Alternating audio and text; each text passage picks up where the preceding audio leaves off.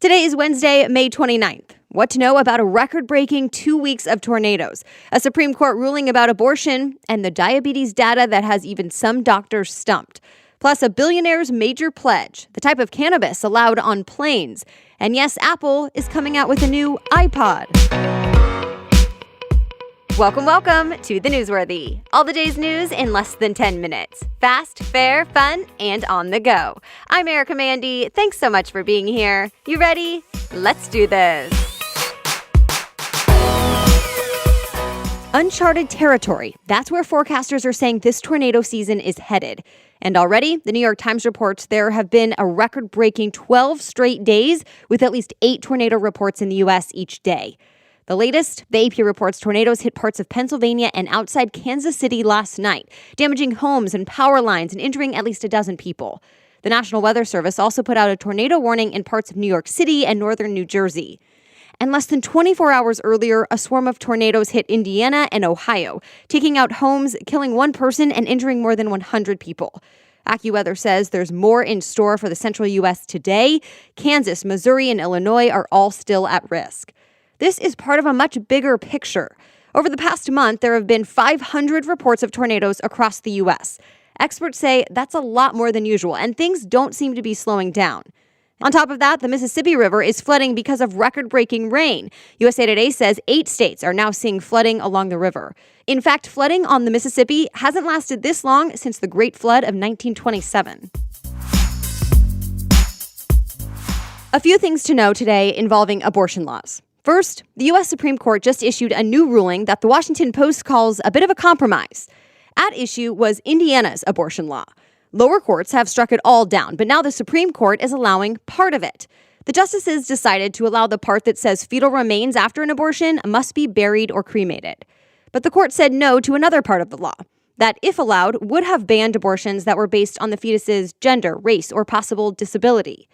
This case out of Indiana was watched very closely. It's the first abortion case taken up by this group of justices, which many see as more conservative. But it certainly will not be the last. Several states have recently passed abortion bans that are all expected to be challenged in court. In fact, one of those states was Missouri. And that brings us to the second thing to know today about this. Missouri could become the first state in the U.S. without an abortion clinic at all. The last clinic there is expected to close as soon as this week. CBS News reports it's a Planned Parenthood clinic. The organization says Missouri is refusing to renew its license and is now suing the state. State officials aren't saying much at this point, just that the license is still under review. If this doesn't get sorted out by Friday, the state won't have any clinics for the first time in decades. And one last thing of note on this issue. Georgia is also one of the states that recently passed a more restrictive abortion law. And now Netflix is the first Hollywood studio to speak out against that law. Variety reports that's significant because Georgia has a big number of Hollywood movies and TV shows filmed there because of tax incentives. Well, now Netflix says it'll rethink its business in the state, saying the law will hurt the rights of women working on its productions. Critics say it means people in Georgia, including those women, will just lose their jobs. The number of new diabetes cases is going down, even while obesity rates keep going up, and health officials don't know why. It doesn't make immediate sense because the most common form of diabetes has been tied to obesity. But now, new federal data shows the number of new diabetes cases in U.S. adults has been falling for about a decade. The report says cases dropped 35% in that time, and it marks the longest decline since the government started tracking it 40 years ago. The AP reports even though researchers aren't sure why, there are a couple of possibilities. For one, it could be, at least in part, that doctors are urging patients to make healthier choices before they become diabetic. Well, doctors can now diagnose someone with burnout and with gaming disorder. The World Health Organization now recognizes those both as actual medical conditions. Court says if you feel deep long-term stress because of your job, you could be diagnosed as burned out. Although for now, it only applies to jobs and not other areas of life. As for gaming disorder, CBS News says that's considered a type of addiction to video games. People who simply game too much will not be diagnosed with this. It's only considered a disorder or addiction if it interferes with daily life for months at a time. Experts say about 75 million people likely have a gaming disorder. TSA just updated its medical marijuana guidelines, saying you can now bring some forms of cannabis on planes. The new guidelines point to any FDA-approved marijuana medications and some types of CBD that come from hemp. Remember, CBD is a compound found in cannabis, but it doesn't get you high. TSA says the updated policy is based on the FDA approving a children's epilepsy drug that has CBD oil in it. So the agency wanted to let families know it's allowed. It's the first time TSA has given the green light to bring any CBD on board. To be clear, it's not a free pass to bring marijuana on your flights. Approved items still cannot have THC, which is the chemical in marijuana that gets you high. And TSA is quick to point out marijuana and certain cannabis products are still illegal under federal law. All right, we have more news for you ahead, but first, a quick break to thank this week's sponsor, Audible. If you haven't tried Audible yet, you definitely should. It's such a great way to listen to the information and the stories that make us all smarter, well-rounded, and just overall better people. And you can listen while on the go in Audible's convenient app. I love Audible's options of books to listen to about business, self-improvement, there's memoirs, and so much more. The latest I just started, the New York Times bestseller, Atomic Habits. I'm so excited to learn how to make small changes and see big results when it comes to my daily habits. And I love listening while I do other things in my day. It's so convenient and productive. And keep in mind, once you get a book on Audible, you own it forever. And you can give it a try for free. Start listening with a 30-day Audible trial, and your first audiobook plus 2 Audible originals are all free. Just visit audible.com/newsworthy or text newsworthy to 500-500. That's audible.com/newsworthy, AUDIBLE, audible.com/newsworthy, or text newsworthy to 500-500. Members now get more than ever before. Now back to the news. Well, Sports Illustrated was just sold in what's being called an unusual deal.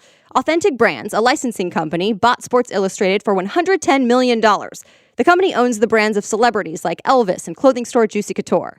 The New York Times says the odd thing is Authentic Brands didn't buy the magazine itself. It bought the brand, or the intellectual property, which covers 2 million of the magazine's pictures, as well as its swimsuit and Sportsperson of the Year brands. And of course, it now owns the name itself. Under the deal, Sports Illustrated will still be published and operated by the former owner, Meredith Corporation, but Meredith will have to pay a licensing fee to the new owner for at least 2 years. That suggests the Sports Illustrated brand is much more valuable than the magazine itself. Mackenzie Bezos says she plans to give at least half of her fortune to charity. She was married to Amazon's founder and the world's richest man, Jeff Bezos, but they split last month. After the divorce, Mackenzie became one of the richest people in the world. She's now worth about $35 billion. Mackenzie says she has a disproportionate amount of money to share, and because of that, ABC News reports, she signed the Giving Pledge.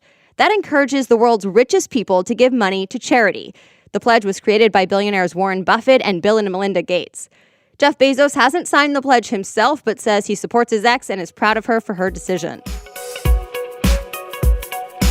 It's been years since Apple made a new iPod, but the day has finally come. The Verge says Apple is working on a new iPod Touch. It will have the same processors found in the iPhone 7, including more storage, but otherwise it should look pretty similar to the 6th generation iPod that came out in 2015. Business Insider says the iPod Touch will cost between $200 and $400, depending on storage space. You can buy it now on Apple's website. Oops, Amazon got a little ahead of itself. It sold a new Motorola phone that's not technically even for sale yet. Actually, the new phone hasn't even been formally announced. We're talking about Motorola's upcoming Moto Z4. Amazon listed the Amazon exclusive model online a little too soon, and some guy was actually able to order it. He even posted a video of himself unboxing it on YouTube.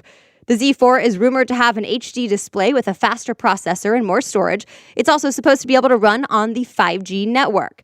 The Amazon leak could mean the phone is actually coming out soon, so stay tuned.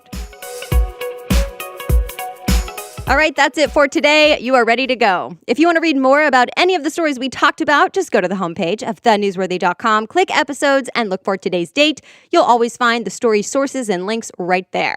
Thank you so much for listening today. And The Newsworthy is ready for you to listen every weekday by 4 in the morning. So I'll be back with more news tomorrow. Have a great day.